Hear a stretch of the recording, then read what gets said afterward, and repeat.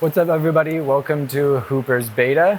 I'm Dr. Jason Hooper, Dr. Physical Therapy, aka the Rock Doc, and today we're going to do a little follow-up on our video from last week talking about crimps. We're going to talk about how to avoid injuries with crimping. Okay, so a little summary of what we're going to talk about in this video. We're going to do a little discussion about some anatomy and then frequency of training. We're going to talk about crimping related to how long you've been climbing. We're going to talk about, repetitions of a single move related to crimping, weight reduction and neuromuscular changes, and finally we're going to finish up talking about everyone's favorite, warming up, okay?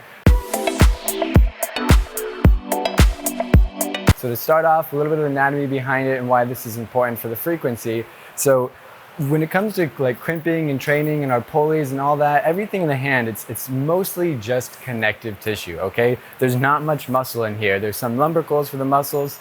They're not really important for climbing, okay? That connective tissue that's running through there, that's what we're putting all that strain and stress on whenever we do our training. So the frequency becomes really important because connective tissue does not heal quickly. Okay, so if you're putting load, strain, stress, you're breaking that down so that you can build it back up, you need to give it appropriate time to recover. If you're climbing 5 times a week super hard, unless you have really great, awesome genetics, good for you, that's awesome, then you're most likely putting too much stress on your tissue without having proper recovery time. Okay, so in general, I'm going to say, 3 hard climbs a week and then maybe 2 or 3 cross-training sessions will be a really good frequency to avoid a climbing injury. Okay, so I also want to talk about how long you've been climbing for. If you're brand new to climbing, you shouldn't be doing full crimps right off the bat. That is not safe, okay? Your body needs a lot of time to adjust to that. Again, connective tissue takes a lot more time. It doesn't have as much blood flow as muscles do going to it, so it takes a lot longer to adapt. So if you've barely been climbing, please don't do a full crimp. You probably shouldn't be doing a closed hand crimp yet. You can maybe start doing some half crimps, but give your body time. Don't rush through it. If you've been climbing for 20 years, different story, right? So what about repeating the same move over and over? And how does this affect you, related to injuries? So I personally relate to this one a lot. I think we all do. Of you're trying to finish your project or whatever climb you're working on, and you get stuck on the same point, and you feel good, and you want to do it again, and then again, and you fall off, and you tell your friends, no, just one more time. And then you do it, and that one more time becomes 6 times, becomes 7 times, and then finally maybe you stop. Okay, you know what? That it can be fun, that can be exciting. You're working on your project, but you have to pay special attention. If you feel like you're starting to get weak on it, a real good kind of thing to test it out is give yourself 6 to 7 minutes of a break. Start your Apple Watch, whatever you need to do, set that timer, come back after that time, and if you don't get it, or if you don't even get as far, you're done, okay? Your body is not recovering. You're only opening yourself up to a greater chance of injury. So 6 to 7 minutes. After that, if you don't do it, move on. So the reason I want to talk about this is because when people start hangboard training, they oftentimes drop weight way too quickly or add weight depending on what you're doing. So if you're doing crimps and you have, say 45 pounds off at first, and then next week you're going to 35, and then next week you go to 30, and then you got hurt and you're wondering what the heck just happened. I felt like I was doing great the whole time. Those initial changes that you're making, those are neuromuscular changes. So what that means is that the communication with your brains and your muscle and the connective tissue is getting better faster. So it's allowing you to feel strong when you're doing these crimps. But those changes can happen very quickly, okay? It's even just like balancing. You may not be able to balance really well, and then you practice it a little bit and it gets better and better. That's a neuromuscular change. So that adaptation comes quick, whereas the adaptation of your connective tissue does not happen quickly.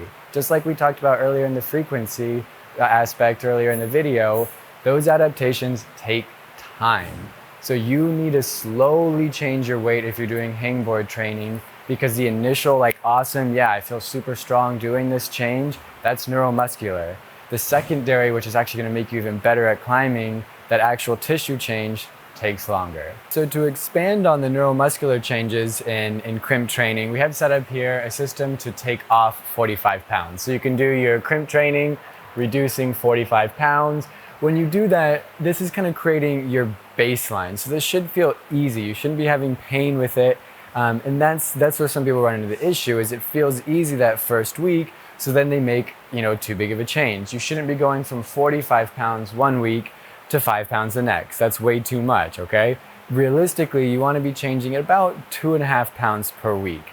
Now, if you start to, reduce, and then you're feeling it's getting harder and harder, that's when you need to slow it down even further, maybe even keep that same weight for a couple of weeks, because what's likely happening is you've gotten stronger initially with that neuromuscular change, and now your connective tissue and the tendons, those are taking a little bit longer to catch up.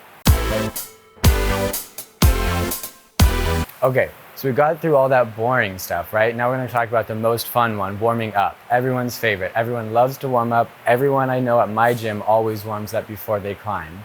No, right? Obviously not. It's really important, if you're gonna do crimp training, you need to warm up beforehand. Okay, for me, I like to do about 30 to 60 minutes of climbing, not my most strenuous climbing, but just something kind of fun, get blood flowing. I'm gonna do a bunch of tendon gliding, so that way I get good fluid exchange and I get some movement and some heat through my connective tissue and get everything warmed up before I go into that, okay? Getting that warm up is gonna help prevent you from getting injured by not overloading your tissue too quickly. So please, do your warm up. If you don't know a good warm up, we'll keep rolling videos out. We'll probably throw it in there as well, but always warm up before you climb and before you crimp. To wrap up, we talked about frequency of training. We talked about crimp training depending on how long you've been climbing. We talked about repetition of a similar move, neuromuscular changes and weight adjustments, and finally about warming up. So take those 5 things, incorporate them into your climbing, and help avoid crimping injuries. Thank you for watching. If you liked the video, please hit that subscribe button or give us a thumbs up. Happy climbing. So tendon gliding, the easiest way to think about it is taking 3 rows on your palm and trying to reach your fingertips to each one of those rows. So what that's gonna do is it's not only gonna activate some of the muscles like in your forearm and then the lumbricals in your hand, but it's also gonna essentially slide the tendons in your hand back and forth across each other, essentially lubricating those tendons. So again, that's just 3 different rows on the hand, matching to each spot.